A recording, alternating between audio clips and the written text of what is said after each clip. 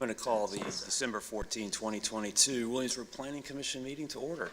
Heather, would you call the roll, please? Mr. Hamilton? Here. Mr. Kale? Here. Mr. Tarley? Here. Mr. Boswell? Here. Mr. Granger? Here. Ms. Liebel? Here. Mr. Sokolowski? Here. Okay, thank you. Typically, we have the minutes from our last meeting, but as you remember, it was fairly robust, and staff is still putting together all the comments to ensure accuracy.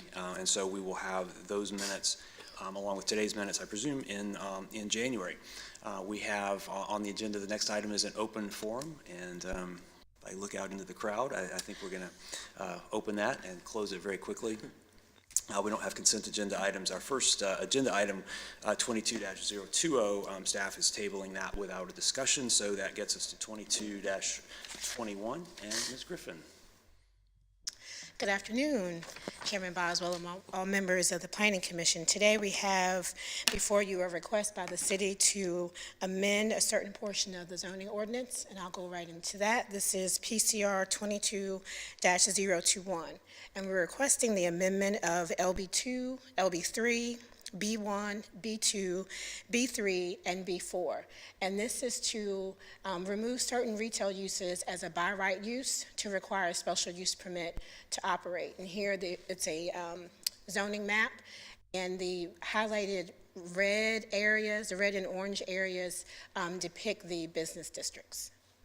And I would try to see if I can, oops, yeah, pretty cool. So here you go. These areas here off of Richmond Road, Monticello, and off of 2nd and Penniman depict our business districts.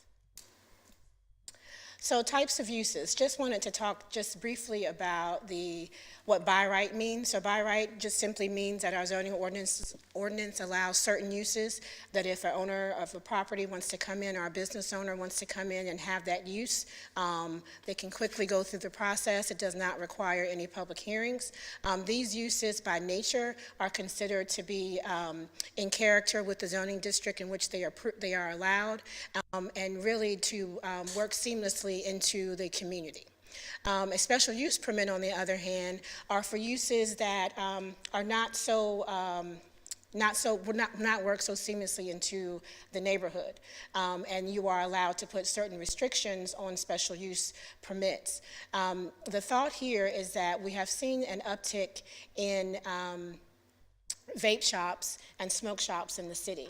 And that in itself is not the problem, but the nature of those uses create certain zoning violations that we are seeing to be on the uprise.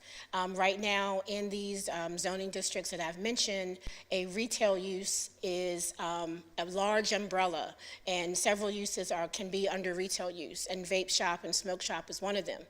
We have 4 currently in the city and adding more not every day, but on a at least quarterly basis. And what we found is that by nature of the use, there are excessive lighting. There is, in some instances, there is items that are sold in the uses that are unlawful, and we've had to have the police to go and to monitor that. And other times there have been signs, unlawful signage or not getting a sign permit at all, and this seems to be a pattern in all of these uses.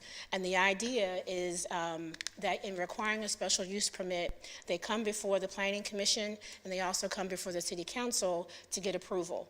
We've also had people call, neighbors, adjacent property owners call to complain about the things that I just mentioned. If there was a process by which they had to come and have public input, then that would not be the case. In our ordinance now, as I said, vape and smoke shops are under retail uses, so there's currently not a definition. So here's a definition. A smoke vape shop is defined as a retail establishment that sells cigars, tobacco products, such as but not limited to cigars, pipe tobacco, roll your own supplies, herbal and wax vaporizers, glassware, and hemp products like CBD, and or e-cigarettes and associated equipment, including but not limited to vape batteries, coils, and e-liquids. Drugstores, grocery stores, or convenience stores the primary purpose of which is to sell goods and services other than those listed above, shall not be considered vape or smoke shops, even if the above referenced goods are offered for sale. So this would also be added to the zoning ordinance. Currently, we do not have a separate use for vape and smoke shops. So again, these types of shops are coming in under allowed by right retail uses. The staff is, of course, recommending approval of the amendment, and this is to protect the health, safety, and general welfare of the public. If you have any questions, I'm happy to answer them. Thank you, Ms. Griffin. Questions? Are there any current applications being considered for another smoke shop or vape shop? We do have a zoning application in the office for a vape shop that just came in, I think, this week. This would not affect them. They've already got zoning approval under retail uses to have that vape and smoke shop. This would not come into effect until City Council would approve the ordinance. So existing vape shops would be grandfathered in under the retail use? That is correct. Mentioned zoning violations. What are the zoning violations? The zoning violations deal with signs and putting up signs that actually cover the entire window, which are not allowed. In some instances, putting up signs without ARB approval, some which are still up that we have violation notices out on. Lighting, the blinking lights and lights around the windows that are not allowed, and also not a zoning violation, but the sale of goods in the shop that are not allowed. Is that on all four of them? It's on the majority. I think there is probably one that did not have the violation, and the violations have been over time. Some of them have fixed their violations. My point being, there's a process in place for any business or any individual. If there's a violation of zoning ordinance, there's a process to enforce that, correct? There is a process to enforce it. Place right now. It is in place, yes. Have the current vape shops been responsive to addressing violations? Some have, most have been very slow in addressing violations. So if I remember hearing it correctly, part of the language said primary use, whose primary use is tobacco and or vape products and such. Yes.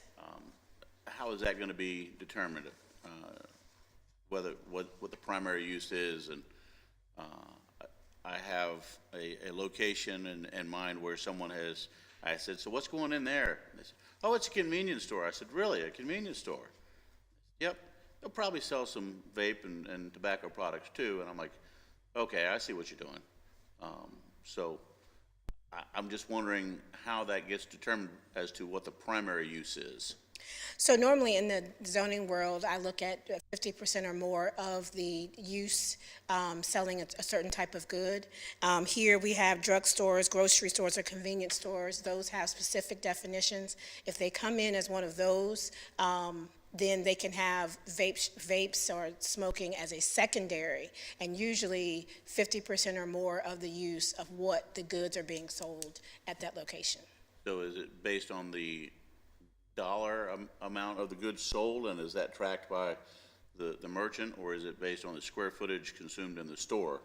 It's not based on a dollar amount. It's based on an observation of when we go into the building as inspectors and determine what is being sold in the store. Okay. I'm glad to see something like this coming along. With what you've just described, is that cast in a rule book somewhere, or to what extent is that based on judgment? It's not cast in a rule book. It is primary practice within zoning enforcement. Anticipate getting in a dispute with a business over an issue like that? I haven't since I've been here. I have in my professional practice had to do that, and I've leaned on the help of the city attorney during that time, but I've had to do it before, but I have not seen that since I've been here since May. Think we have an ability to resolve issues like that, having it fall into a terrible gray area? Really, it depends on the business owner and whether when we send that letter of violation, and normally we don't send the letter first, we go and visit the property and talk to the business owner. And after that, we then give them time to come into compliance. And if they don't, we then send a letter of violation. It really depends on whether the business owner would be cooperative or not. One thing I'm not 100% clear on, could you speak to the advantage of having the special use permit requirement? Because it's just hypothetically, a new one comes in, goes through the process, and gets the special use permit, and then has exactly the same violations as you've described, and you have the same enforcement tools. What does the special use permit provide that doesn't currently exist if that happens after the permit is issued? Yeah, so one of the issues that we're seeing is the citizen complaints, the adjacent property owner complaints, or people in the neighborhood complaining. So a special use permit actually allows for the public to speak to the placement of vape shops or smoke shops in the community. That's not afforded to the community if it goes by right and just comes to the office. It also, a special use permit allows the planning commission and the city council and staff to place certain restrictions, I don't want to say conditions, but it's kind of like conditions on the property, and that can be from the time that it's open to the time that it closes. It could be the allowance of only certain things to be sold. So there's several different, to me, advantages where the beginning of the process, you will start sitting down with that business owner, and the public as well as the planning commission and city council can say these are the requirements in the city, and they could be shut down if they don't follow the special use permit requirements. I guess that's where I'm going with that. Does the special use permit make it easier to enforce violations or to enforce, I mean, if you then revoke the permit, is that the special use permit, is that the process? In my opinion, it does, because if a property owner or business owner does not meet the requirements of the special use, then that special use permit, based on the zoning ordinance criteria, can be revoked. And then we end up in that dispute that Mr. Hamilton was asking about, I guess, right? Say again, I said then we end up in with that big dispute that. Yes. But correct me if I'm wrong, but I would think as a planning commission, we can say, based on public health and welfare and safety, we can say, really, we don't think that this fits in with the community. We don't think that this fits in. That we need another one in this area, and then comes an insurmountable hurdle for them, perhaps. Yes, if it's denied, then they wouldn't be able to have that use there. And right now, it's by right, it's allowed without any really discussion by the Planning Commission, City Council, or citizens. So what you're saying is right now, your only recourse is reactive. Once one of these retail organizations has opened, you rely on citizen complaints or violations of the zoning or sign ordinance or ARB, whereas it's proactive if we incorporate this language into the ordinance. That's correct. And as one of the commissioners said, this is already in place. But the reason why we're saying this for vape shops and smoke shops, because it seems to be a pattern. If you go to any other locality, a lot that I've seen, the lighting, the signs is a brand, and it is how most of the uses of this nature look, and it's the brand that they put forth. But to be clear, I don't buy public health as a reason, because, right, you can buy them at CVS, you can buy them at Walgreens, you can buy them at convenience stores. So we're not getting rid of the product. No, you're not. And the zoning ordinance really protects the health, safety, and general welfare. So that gets in with the community character, that gets in with the design, that gets in with the safety. It really, Safety issues have there been? well, not saying there have. I'm just saying that when you're looking at allowing by right or by special use permit of certain uses, this is where you do it. You do it within the zoning ordinance, and the zoning ordinance is put forth to protect the health, safety, and general welfare. And when we have specific uses that have an increased number of violations and have citizens calling about what is going on and what they're seeing, then that affects the general welfare. And I would, to address what you're suggesting is, as a planning commission, if someone wanted to open one of these right next to a successful ice cream parlor,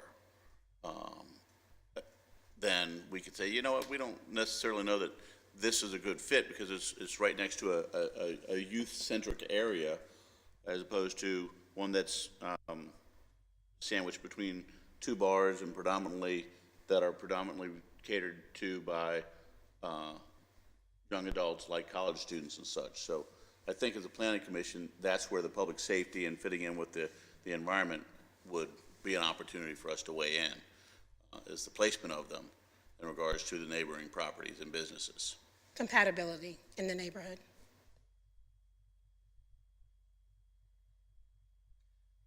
Jesse, the last sentence of the second paragraph in the memo, by right uses, by nature of the function, should not consistently generate zoning violations, which is certainly true. What's the source of that statement? Is that in the zoning ordinance, or? No, it's not. When you have a by right use, every zoning district has an intent. Yeah. And it has a definition and an intent of that zoning district. And based on that intent, you then have uses that are allowed by right. In a residential zoning district that is low density, you're not going to have townhouses. And you're not going to have townhouses because the intent of that district is that it's low density.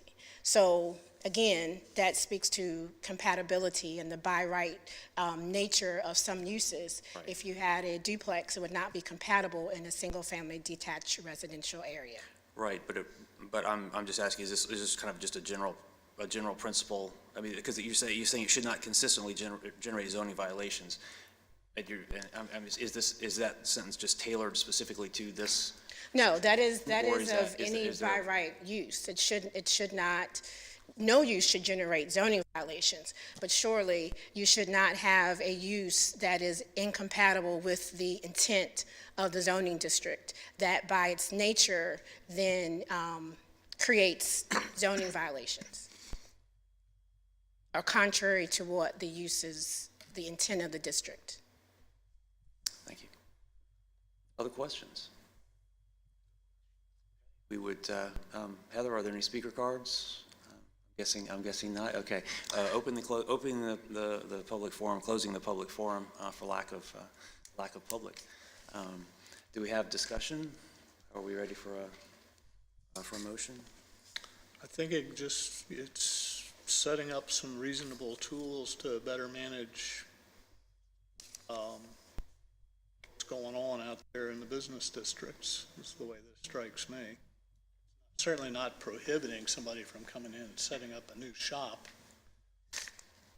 It gives us a better way to manage it so that it's compatible with the rest of the. Right. It looks like a pattern has kind of been noticed that this type of retail establishment is posing some problems. This is kind of a proactive strategy to help manage that moving forward. It's not entirely prohibitive either. I can read the room, but I wasn't comfortable when the hookah lounge came in. I feel that it's targeting a specific industry, a specific retail industry, when the same products are sold everywhere. So the issue is that business complying with our ordinance? If it isn't, then it gets violated. If it continues to do so, and there's other enforcement mechanisms. I'm always uncomfortable targeting specific uses or types. And so that's my main concern. I understand the concerns. I don't vape. I'm not here defending the vape industry. I just have concerns about targeting a specific use like that, especially we all feel, at least here, I think it's safe to say, wouldn't do it because of health reasons, but it's sold elsewhere. And if they're not complying with what they're supposed to, there are enforcement mechanisms available. Yeah, I think that's an important point. I think to some extent I'm not sure how effective this will be as an additional tool to address that problem, but I don't, Mr. Charlie's point is very well taken. I don't see that this is particularly, I don't see a reason not to do this, not to enact this. So with that, any other discussion? Is there a motion? Motion to approve PCR 22-021 as submitted. I'll make the motion to approve PCR 22-021 as submitted. Second. Aye. Aye. Aye. Nay. You did that on purpose, didn't you? Aye. Aye. Aye. Okay, thank you. And that moves us on to 22-22. Yes, so this is a request to amend Chapter 21, the B1 district and the B3 district. Currently, first I want to show you where the B1 and B3 districts are. The longer map here in the red shows the B1 district around Lafayette Street and downtown.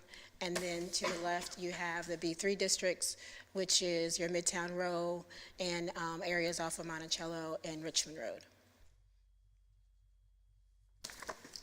The purpose of this request is to allow and require a private club and lodge by right. Currently, they're allowed by right in the B1 and B3 district. The issue that we find with this is that a private club or lounge are actually not defined in our ordinance.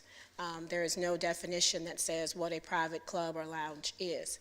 However, in zoning practice and looking at private club or lounge, it is implied that this is for nonprofit organizations or organizations of a fraternal order or social order that have their 501c3 or C7 status.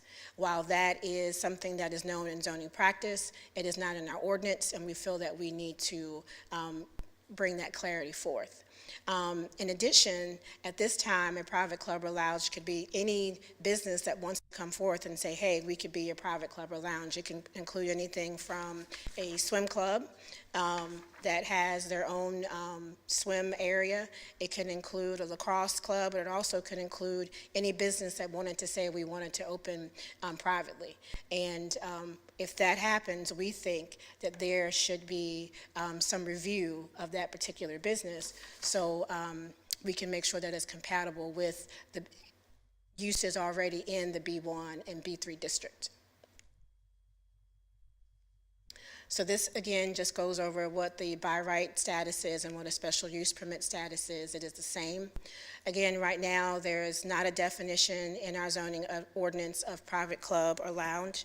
Lodge, I have to read off my paper because I left my glasses, so forgive me for looking down, and I don't have my contacts in.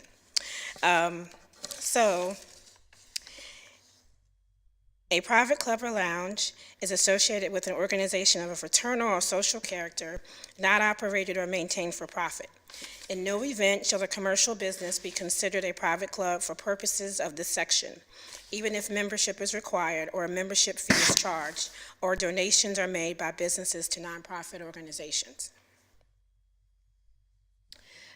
Because of this reason and because of the thought that you can have any type of business coming and saying that they would be a private club or a lodge and not being able to regulate that or to at least see what is going to be taking place there, the staff is recommending that a private club or lodge be required to have a special use permit. Again, this does not mean that they could not be approved. This does not mean that there would be a denial of a swim club or some fraternal organization like an Optimist or Moose Lodge, but it does say that if those businesses come in or organizations come in, that the Planning Commission, City Council, and citizens would be able to see what use would be there and to also make sure that it's compatible with the district and the uses that are already in the B1 and B3 district. At this time, we have no applications for a private club or lodge. We do know that someone is preparing an application. We have been speaking to them.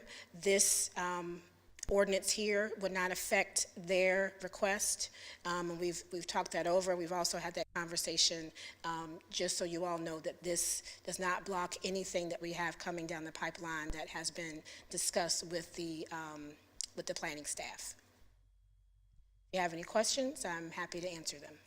Could you put the definition back up? Yes. Or language back up? Yes, And this is intended to be the definition? it is. However, if the Planning Commission feels that this needs to be tweaked, we can do that. This was put together by planning staff and the city attorney.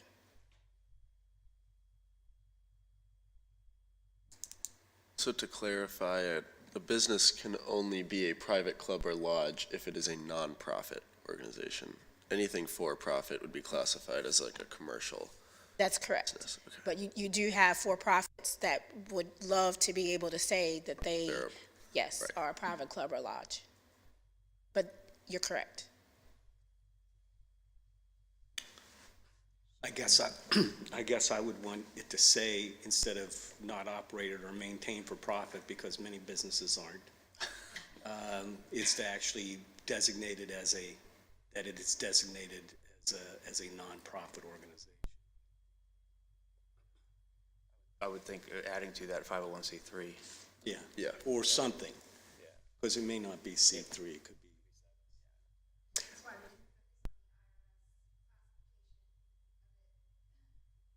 Because there are so many alternatives with the IRS in terms of their classification. Well, can we just make the reference that it's recognized by law as, or something Just like? not a specific section. Yeah. So you answered one of my questions. This somewhat proactive, but is also reacting to an application, and then you looked up and saw that there wasn't a definition. Not reactive to an application that we actually got. It has been reactive to a couple of comments related to use that was denied by City Council through a normal zoning application. And the comment was, well, we'll just be a club, and we'll be able to do exactly what City Council said we could not do. Okay. And presently, there aren't any in this zoning area. Correct.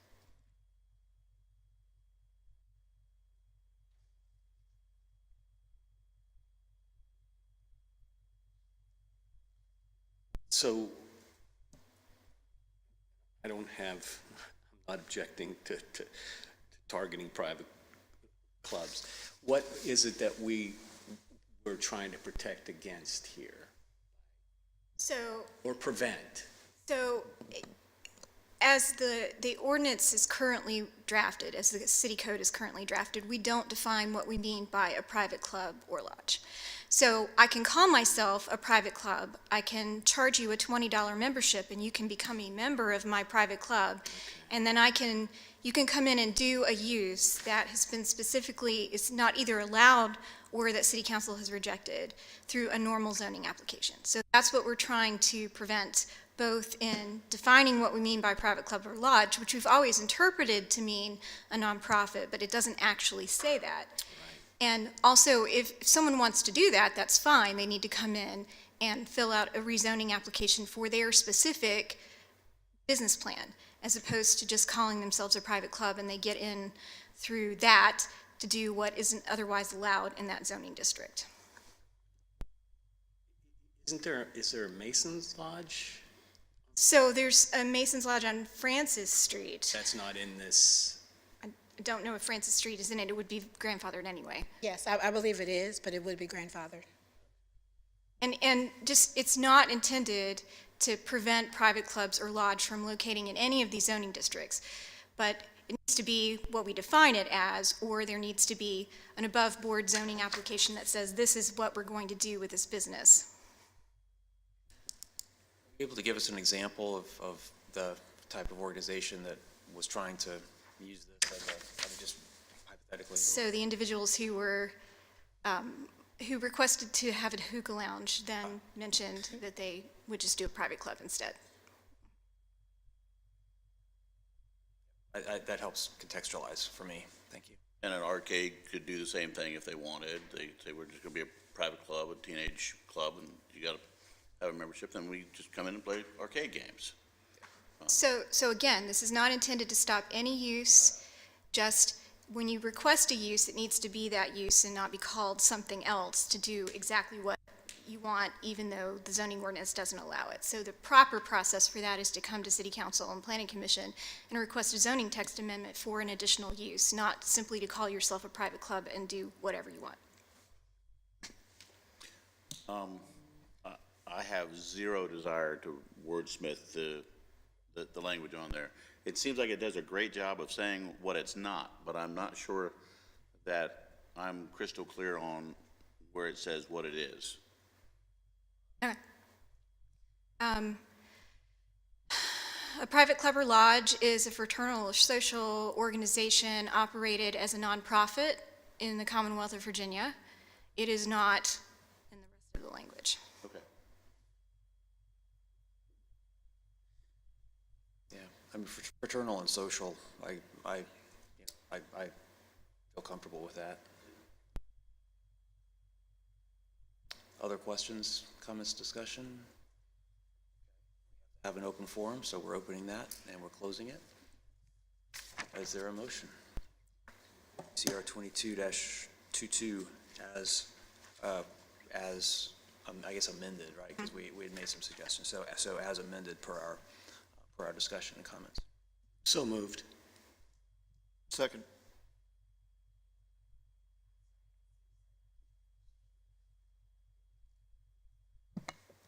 Mr. Hamilton, Aye. Mr. Kale, Aye. Mr. Tarley, Aye. Mr. Boswell, Aye. Mr. Granger, Aye. Ms. Liebel. Aye. Mr. Sokolowski. Aye. Okay, thank you all. I'm going to move forward to, we don't have site plans, unfinished business, new business, et cetera. We went past the commissioner reports last month because of time, so I'd like to just spend a couple of minutes and ask if there are updates that are that we should know about. Mr. Hamilton, was there site plan this morning? No, ma'am. Sir. There's been a regime change. I know it was a man for a long time, but you know. Mr. Tarley, There was no EDA meeting. we the only people meeting? Connor? Yeah, they, I believe the city council just moved forward to work with Branded Arts, so that's kind of the next big mural project that we'll be moving forward on there. We already have one up and in the process of choosing another, so Super. I got 3. Is that the one near the Food Line House? Yeah. And so there's the butterfly now. There will be another mural like right there by Sal's as well that we're selecting, and then we're going to work with Branded Arts on the one on the Marshall's wall, the big one. So pretty excited. I'm moving forward with that. Ms. Liebel, any news on the design review Department report. the design review guidelines? Are we closer? Was The that- design review guidelines, we held a public meeting on Monday? Gosh, it seems so long ago, on Monday, and we're planning to move ahead to this commission in January, and then we'll go on to city council in February. So we have the final draft complete. We've got a few boxes to tick to make sure our data are exactly accurate, because we're classifying properties as contributing and non-contributing, and we want to make sure we are bulletproof with that. But we're going to be moving forward with this group in January. January 18th, I believe, isn't that right, Tavia? Yes. Okay, thank you all. That brings us to the end of our agenda for today. We have several things coming up in January. We typically have a CIP work session the Wednesday after our regular meeting. I had discussed with Ms. Griffin the possibility of, since we don't have much on the agenda, although that may complicate it, if the design review guys, of having our regular meeting and then right to a work session after. Do a same session. I don't know if we can do that or not. But we had discussed that, and if so, if there are any questions, comments, objections about that, just speak to Ms. Griffin. But since we'll be assembled here anyway, we might as well do that. Anything else that we need to discuss? Okay, thank you all. We're adjourned.